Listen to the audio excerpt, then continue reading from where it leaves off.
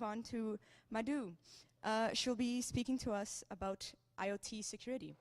So Madhu so sorry for mispronouncing anything. Manivannan is a 14-year-old UTS student, serial entrepreneur, and Internet of Things, IoT, cybersecurity expert. She's passionate about IoT, AI, quantum computing, and entrepreneurship. Following the 2016 Dyn DDOS cyberattack in IoT devices, Madhu took it upon herself to create an app that will detect security vulnerabilities in IoT devices and provide remedy recommendations. Madhu has presented at major conferences such as TakeOverTO, TKS Showcase, Conrad Spirit of Innovation Challenge, EdIT, and ElevateAI. She has also written a guest article for the Financial Post titled Top 3 Tips for Success from a 14-year-old IoT security entrepreneur.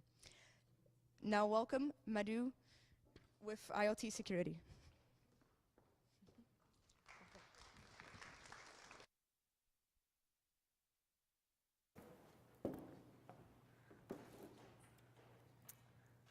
Nearly 30 years ago, when the internet was available to the general public, everyone started developing and enjoying things at a rapid pace. However, we forgot one thing: security. Because of this mistake, we spent billions of dollars trying to fix that. Of course, we don't want the same thing to happen again with the Internet of Things, otherwise known as IoT. So, Internet of Things security is a major subject known to few but exploited by many. But you may ask, what is IoT? So, let me ask you a few questions about that. Who here has a smartwatch? I do. Or perhaps a security camera. Maybe an Amazon Echo, Dot, or Google Home? These are all just examples of IoT devices living in your very own home today. IoT is basically any device other than a computer, cell phone, or tablet that's connected to the internet. According to major IoT internet manufacturer Cisco, approximately 50 billion devices will be in the intricate, ever-changing web of the IoT by 2020, just a mere 2 years from now. We will have 7 times as many IoT products than people on this planet. So what is the difference between conventional internet devices and IoT devices? Well, IoT is basically a stripped-down version of a computer, which provides only one or a few specified tasks. And that's the problem. Imagine a laptop without antivirus scanners or passwords. Imagine a house without locks or a roof. Imagine the airport without the TSA.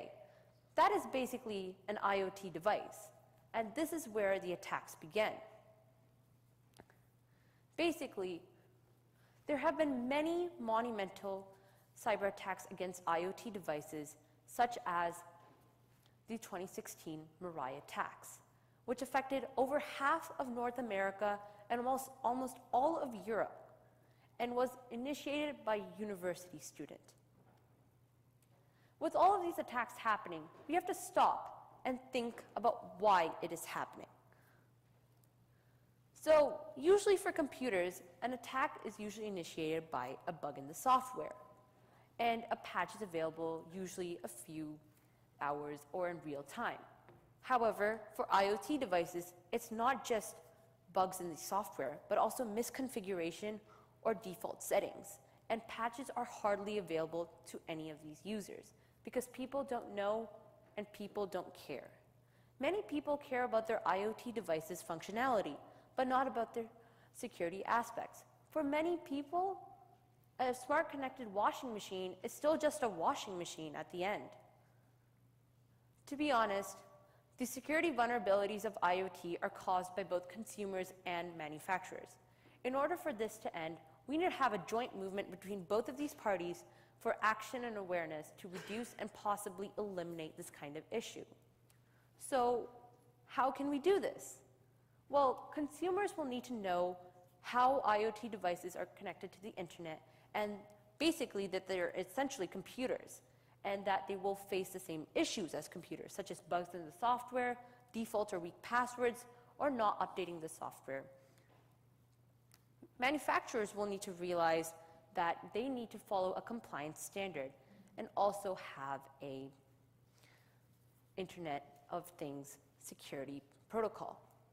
As well as that, they need to have devices manufactured by themselves and have their software extensively tested in order to meet standards. They will also need to provide ease of use and security at the right balance. If there is too much security, people will get annoyed by the constant verification and pop-ups at every single turn. However, if there is too much ease of use, like there is right now, then there could be a vulnerability, and this vulnerability could be exploited by attackers who then can use this weakness in order to get your personal and private information for identity and information theft. So what is the takeaway here? Well, I think that we all tend to adapt technology very quickly.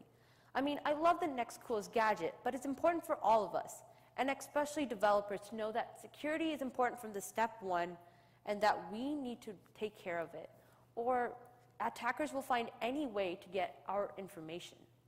So in short, we need to be thinking about how to protect our IoT devices, because our personal and private information is at utmost stake.